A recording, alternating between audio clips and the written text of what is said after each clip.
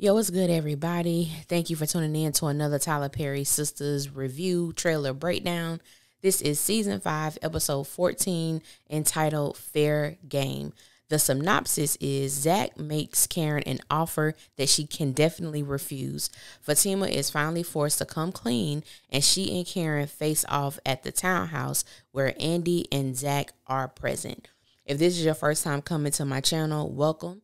If you are a returning family member, you already know what it is and what it always will be. Be sure to like, share, comment, subscribe if you choose to. If not, just sit back, relax, and we gonna get right into this thing. Now, if you listen to my review for episode 13, I talked about how I enjoy doing the trailer breakdowns a whole lot better than the episode because I actually prefer watching the trailers than the actual show because they're more entertaining. Next on SISTAS. That desk pisses me off. All these pictures of y'all. Did you know they were engaged? Yes. You knew this the whole time. I wanted to stop by and say thank you. What'd I do? Insistent. So we see Karen, Andy, Zach, and Fatima, and we see Karen going to slap the hell off. She is going off. This girl said, that desk is pissing me off. I said, what?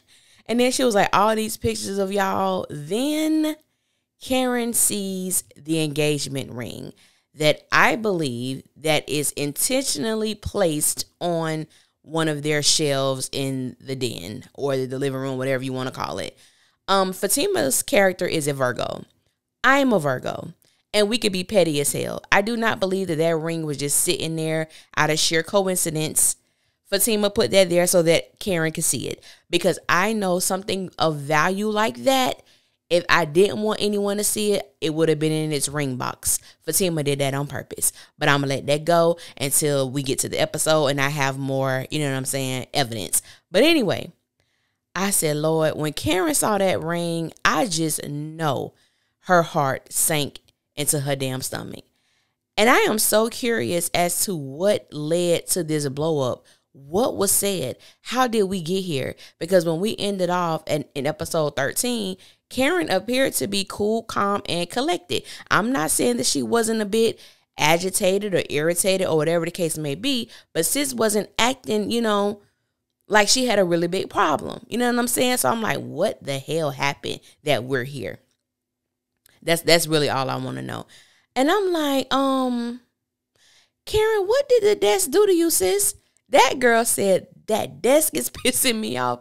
I bust out laughing. I'm like, you know you got to be 38 hot for an inanimate object to piss you off. I said, I ain't never heard that. That's a level of piss offness that I don't think I've ever been at. And so it looks as if Fatima and Zach are allowing Karen to have this moment. It doesn't look like they're saying anything. They're just standing there looking at her like, we just want this to be over. That's the look that I perceived, for them to have. But I don't believe I possess the ability nor the patience to allow someone to act like that in my house. I'm just saying. So then, we get to where we see the girls at Andy's penthouse. And Karen asked Andy if she knew that Zach and Fatima were engaged. And Andy lets her know that she did. And in Andy's defense, she only found out like a few hours before Karen did. It wasn't like she was holding on to this bit secret for weeks or days. She literally, had just found out. And so it's obvious that Karen is upset with Andy.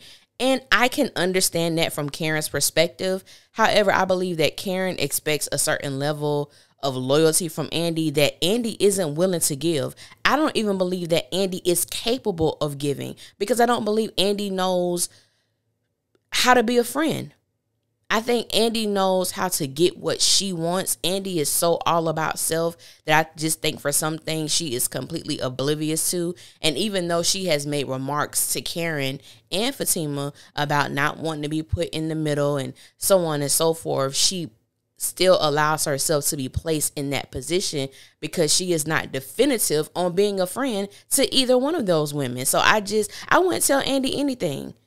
If I was Fatima, I wouldn't tell Andy anything. If I was Karen at this moment, I wouldn't tell Andy anything. I think that when it comes to Karen and Andy, Karen really needs to assess her friendship or the lack thereof with Andy, because I don't know. You have the seesaw of, loyalty to the one you've known the longest, or loyalty to the one who's helping you out the most right now in your life. I don't know what Andy's thought process is, because I believe in Andy's mind, she thinks she's being a friend. You know what I'm saying? I'm like, baby girl, you do not reflect the Golden Girls theme song. We can't thank you for being a friend. You ain't traveled down no road and back again. Your heart ain't true. You ain't a pal, and you damn sure ain't a confidant. I'm going to keep on moving. Golden Girls theme song is top tier. It's top tier. So anyway, we see a scene with Karen and Aaron, and it looks like Aaron maybe at the basketball court. I can't really tell. But Karen tells him, thank you for being consistent. And I hope this isn't an emotional reaction from discovering that Zach and Fatima are engaged. Even though I wouldn't be shocked if it is, I just hope it's not. I think that, you know how sometimes you can trick yourself into believing you are good when it comes to a certain situation, and emotionally you're really not, but you try to convince yourself. Karen may be in that state. I really hope, she was telling Aaron a few episodes back how the letters really helped her. And I really hope that's true, because I'm going to get so sick and tired of this whole Zach, Karen, Fatima, Aaron situation. It's old. And it's sad, because it's like, this is the storyline that Tyler is using to keep people engaged, because it is the most popular storyline in Sisters that has been going on since the end of season 2. It's like, you can't pick nothing else to supersede this. I guess not, because that's what we getting. And I don't know how else to say I'm sorry. I don't know. Maybe you could try by doing the right thing. What the? Yeah, it's coming after you hard. So we see Gary. He's at the penthouse with the girls, and he tells them that he doesn't know any other way to say he's sorry. Sabrina tells him that maybe he should start by doing the right thing. And Danny kind of gave him this face like, well, and I'm like, the nerve of both of y'all, or any one of y'all who chooses to speak, because every last one of them, their romantic lives are jacked the hell up, and you got some nerve to be giving Gary advice. How about you give your girl Andy some advice and tell her to stop welcoming him back into her bed? I meant life. Well, hell, bed works too. But I'm just like, it's not Gary's fault. Gary can't be anywhere that Andy doesn't allow him. And she keeps allowing him back. She's the one that keeps giving him admission ticket to get on that merry-go-round. It's her fault. It ain't his. I don't even blame him. I really don't. And so we get to Fatima and Zach is pulling out the paperwork that was in this envelope from, him being served. And it looks like Heather is trying to take old boy for all he worth. The look on his face let me know that Heather is not playing. And you know what? I don't blame him. Baby girl, I'm sorry. That may be a trifle inside of me. But the way I feel is get what you can get. I mean, let's not get it twisted. Zach ain't had this money for a long time. I know we've gone through many episodes, but what Zach probably has had this money for 2 weeks, and I'm pushing it because how slow this damn timeline is. He ain't had money for long, so I really don't know how much money they could really get in the first place, because he literally just got this money. So I don't know, but I don't feel bad for him. I don't feel bad for him at all. And even with Karen, you know what I'm saying? Get what you can get, sis. And I wouldn't care that he got another child. That ain't none of my business. And like I said, that might be trifling or toxic, but that's just how I feel about it. I feel like there are so many women who have downplayed themselves on what they can get to help them with their children. Because I think a lot of men get off scot-free. A lot of men. I remember my cousin, and this is off subject but on subject. My cousin, I remember one time he had 6 kids, but at the time he only had 3. He had 3 little girls. And he bought them each 2 pair of shoes. They were going back to school, and that's what he got them.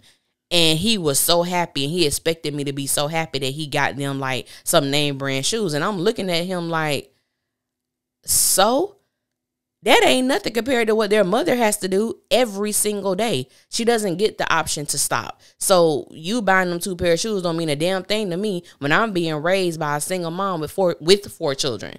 So my viewpoint is a little bit different. And my dad was in the damn military, and he gave the minimum amount. I think it was like $275 for me and my sister a month, and you banking, dude. You know what I'm saying? So I just have a different perspective when it comes to men and them trying to lowball these women when it comes to child support. I understand they still have a life to live, and they still have to, have financial obligations. But you should have thought about that before you had children with women who you didn't plan on being with. That's how I look at it. But we gonna see. You know what I'm saying? This episode is called Fair Game, and I'm just like, who playing games? Hell, every last character on this damn show. But but that's all I got. That's all I got for the trailer breakdown. Thank you guys for listening. I will holler at y'all later. Until next time, y'all be safe out there. One.